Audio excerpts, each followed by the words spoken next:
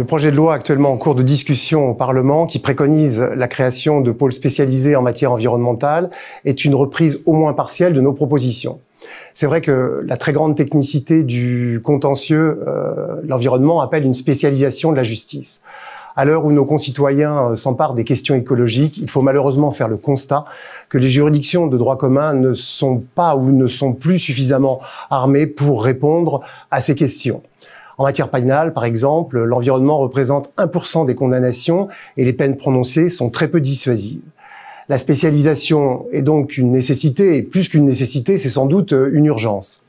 Alors certes, il existe un certain nombre de juridictions ou de pôles spécialisés en matière d'environnement, les juridictions du littoral, les pôles de santé publique et les juridictions interrégionales spécialisées. Nous proposons que ces juridictions ou pôles soient maintenus, enfin que leurs compétences soient maintenues en matière environnementale, d'abord parce que ce sont des compétences sur des champs extrêmement réduits et segmentés, et puis parce que ce sont des juridictions qui donnent tout à fait satisfaction, donc il n'y a pas de raison de les sacrifier. Notre mission propose donc que tous les contentieux environnementaux qui ne rentrent pas dans les compétences de ces juridictions soient dévolus à des juridictions pour l'environnement. Nous avons exclu l'option d'un parquet national vert, d'abord parce que contrairement au parquet national antiterroriste ou au parquet national financier qui traite essentiellement de faits sévèrement réprimés dans l'échelle des peines, le contentieux environnemental est exclusivement composé de contraventions ou de délits rarement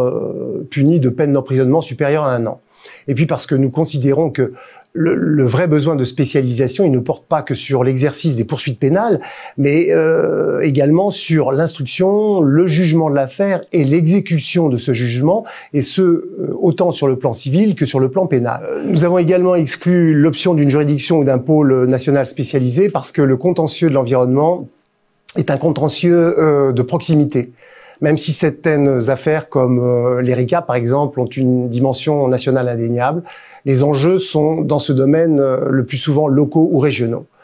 Nous avons donc opté pour une juridiction pour l'environnement, au sein de chaque cour d'appel, échelon qui devrait être de nature à préserver une suffisante proximité avec les réalités de terrain, tout en fournissant aux juridictions un seuil utile d'affaires permettant aux magistrats et aux enquêteurs de développer une expertise forte.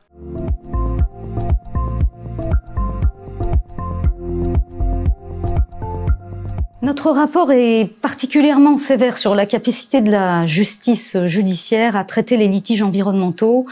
et nous décrivons dans ce rapport un contentieux sans véritable nomenclature que nous qualifions d'invisible. Un contentieux qui est éclaté entre le tribunal administratif, le tribunal judiciaire, entre le juge pénal et le juge civil. Et en face, on découvre un citoyen dérouté qui a du mal à identifier son juge pour faire valoir ses droits. Dans notre rapport, on constate que 1% des affaires pénales sont menées jusqu'à l'audience correctionnelle, que les contentieux civils en responsabilité du préjudice écologique se comptent sur les doigts d'une main lorsqu'ils ont abouti. Quant à l'action de groupe environnemental, eh bien, elle est inexistante. Alors, lorsque le législateur a créé la juridiction des mineurs, c'est parce qu'à la sortie de la Seconde Guerre mondiale, rien au sein de la justice n'était mis en place pour assurer la protection de l'enfance en danger. Donc, il est dit d'ailleurs dans le texte de l'ordonnance de 1945 qu'elle constituait alors la plus grande urgence du siècle.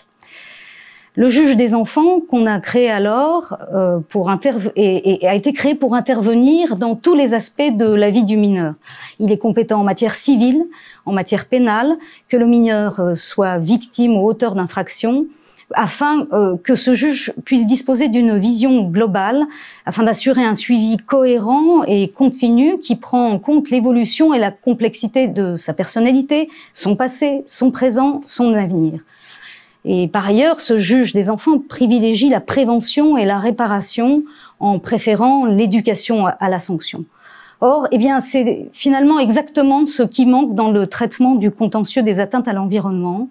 Ce que nous suggérons, c'est une juridiction autonome dont l'office serait quelque part systémique. Un juge spécialisé qui pourrait agir à tout moment, dans l'urgence, comme au stade de l'exécution des peines ou de la réparation civile.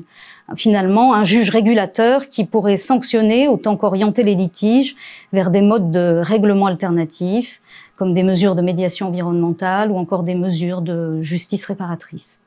Alors la technicité du droit de l'environnement plaidait déjà en faveur d'une spécialisation du juge, mais au-delà, c'est d'une capacité d'action globale dont le juge a besoin pour assurer l'efficacité de sa protection et appréhender la complexité des enjeux environnementaux.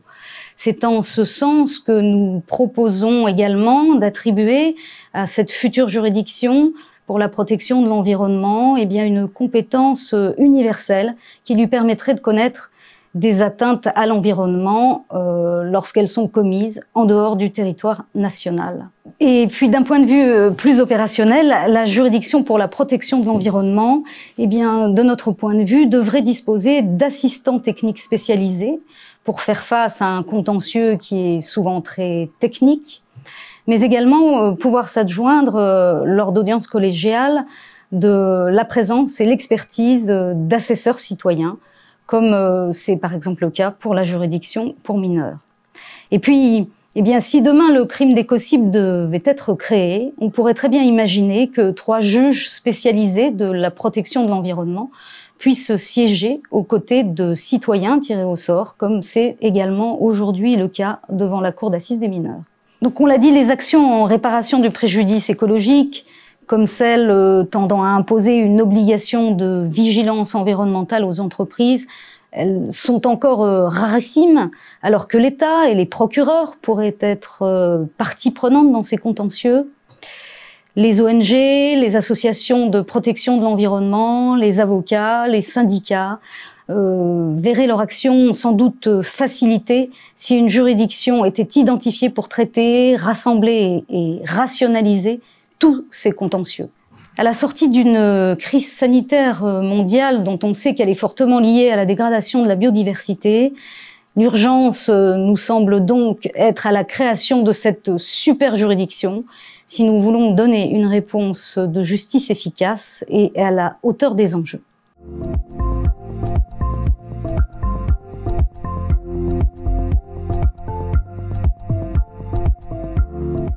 D'abord, on est en 2021, la loi a été adoptée et les premières juridictions pour l'environnement sont en train de se mettre en place. Il y a des juges pour l'environnement qui ont été nommés, formés à l'école de la magistrature et il y a des parquets qui ont reçu aussi un début de spécialisation sur les questions environnementales. Et on est au siège d'une de ces juridictions pour l'environnement, dans le ressort d'une cour d'appel, dans l'Est ou dans le centre de la France, et il se trouve que il y a des habitants, un groupement d'habitants qui est confronté à un problème de décharge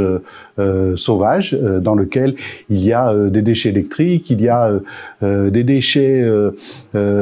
ordinaires, des déchets ménagers, et il se tourne vers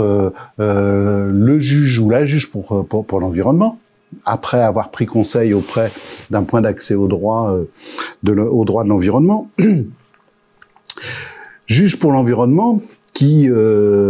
dit mais il est possible que dans les éléments qui me sont apportés là, il y ait à la fois des infractions pénales, mais aussi quand même des dommages qui soient des dommages environnementaux. Les habitants en particulier, ils sont dans un quartier dans lequel il y a un jardin ouvrier. Ils ont constaté que depuis que il y a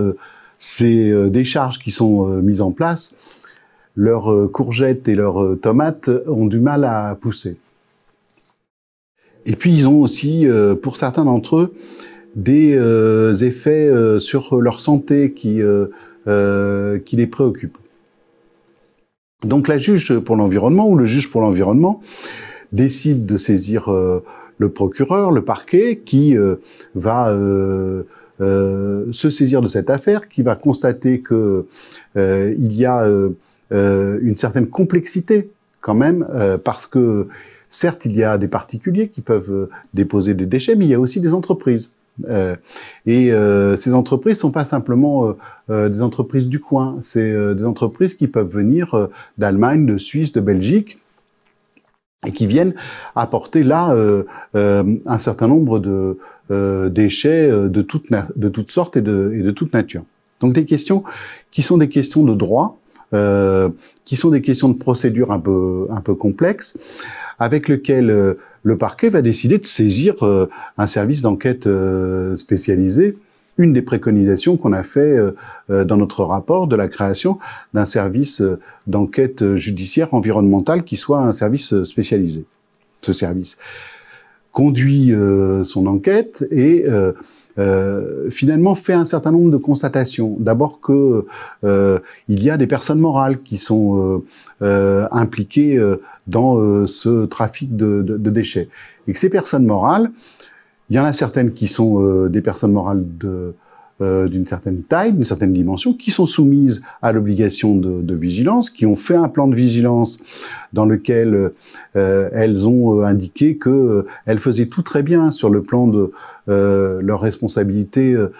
sociale et environnementale, et en particulier sur la façon dont elles pouvaient recycler un certain nombre de déchets et de produits de leur activité. Donc l'enquête se termine et le parquet décide de saisir dans une audience, qui est une audience publique, le juge pour l'environnement, la juridiction pour l'environnement. Alors, juridiction pour l'environnement qui va avoir à ce moment-là une formation collégiale avec des assesseurs qui vont être recherchés parmi des personnes qui ont un intérêt particulier pour la matière environnementale. L'audience se déroule, les habitants et leurs groupements sont effectivement présents à cette audience et le procureur vient dire, il y a aussi qui est mise en examen la personne morale, l'une des personnes morales qui a été concernée par l'enquête, et le procureur dit eh bien sur cette affaire, moi j'ai déjà discuté avec la personne morale en question de la possibilité de mettre en place une convention judiciaire d'intérêt environnemental. Et je soumets à l'audience une proposition de convention sur laquelle la personne morale est d'accord pour régler, compte tenu de sa responsabilité qu'elle reconnaît, un montant sur lequel je vous demande, à vous, juridiction pour l'environnement, d'arbitrer ce montant, et puis une convention dans laquelle j'ai discuté avec la personne morale la possibilité de pouvoir mettre en place des actions de remise en état. S'ouvre alors un débat devant la juridiction pour l'environnement, dans lequel les différentes parties prenantes, que sont la personne morale qui est mise en examen, qui est prévenue dans cette affaire, le procureur, qui ont déjà négocié une partie de ce que va pouvoir être la sanction, et puis les habitants qui sont présents, qui d'une certaine façon sont les victimes, pour discuter point par point de la convention. Et les habitants vont faire un certain nombre de remarques là-dessus pour savoir si les mesures qui sont prévues sont suffisamment dures et vont permettre effectivement d'avoir une remise en état dans la mesure où le préjudice écologique ne sera pas complètement réparé ou réparable par ce que propose la personne morale dans le cadre de cette convention avec le parquet. La juridiction pour l'environnement va entendre le débat, va intervenir, et puis juste avant de se retirer pour délibérer, le procureur va dire mais monsieur ou madame la présidente, mesdames et messieurs les assesseurs, il y a un autre contentieux que vous allez avoir, c'est que sur l'obligation de vigilance, ce contentieux, il est civil, il est de nature civile, mais il y a un besoin de venir vérifier que la personne morale a bien réalisé toutes ses obligations. Là-dessus, la juridiction pour l'environnement va dire « Ah, nous allons statuer sur la partie pénale, mais nous allons avoir une autre audience pour pouvoir venir statuer sur ce que vous nous dites par rapport à l'obligation de vigilance dans le cadre d'un autre contentieux. » La juridiction pour l'environnement se retire pour délibérer. Il y a le secret du délibéré, donc je ne peux pas vous dire comment ça a pu se passer à ce moment-là, mais quand le président ou la présidente revient pour annoncer la décision, elle a légèrement rehaussé l'amende encourue par la personne morale, mais surtout, elle a apporté un certain nombre de modifications sur la convention judiciaire d'intérêt environnemental. Et dans cette modification, dans ces changements qui sont intervenus, il y a, on va dire, une petite discussion qui intervient et la personne morale acquiesce et dit « moi je suis d'accord ». Et donc ça reste une convention, ça reste un contrat, puisqu'il y a, sinon un accord, en tout cas un consentement de la personne morale à mettre en place ces différentes dispositions. Le président ou la présidente de la juridiction pour l'environnement avertit à ce moment-là la personne morale en lui disant « je suis juge de ce contentieux, mais je vais être aussi le juge qui va s'assurer de l'effectivité de la convention maintenant. Je vais être en quelque sorte le juge de l'application de la peine qui va être prononcée. Et pour ça, je vais désigner quelqu'un, une entité, qui reste à préciser, qui reste à définir, qui va être en charge du contrôle de l'effectivité de la mise en place des dispositions qui sont dans cette convention. Et s'il y a un incident qui se produit, si vous ne remplissez pas vos obligations conventionnelles, eh bien à ce moment-là, on se reverra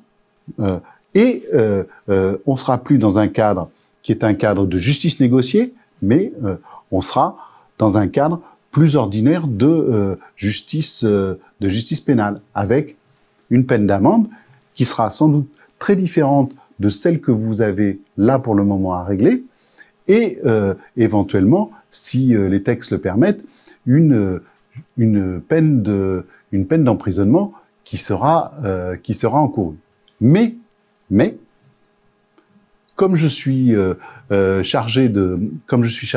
l'application des peines, moi, en tant que président de cette juridiction, ce que je souhaite, c'est que nous puissions arriver au terme de cette convention et que vous remplissiez l'ensemble des obligations qui vous sont dévolues. Voilà un peu ce que ça pourrait être une audience dans les prochains mois, puisque le texte prévoit pour le moment simplement le volet pénal, ce que je viens d'indiquer sur la dimension du respect de l'obligation de vigilance reste à construire, mais le scénario que je viens de décrire n'est sans doute pas très éloigné de la réalité à venir dans un proche futur.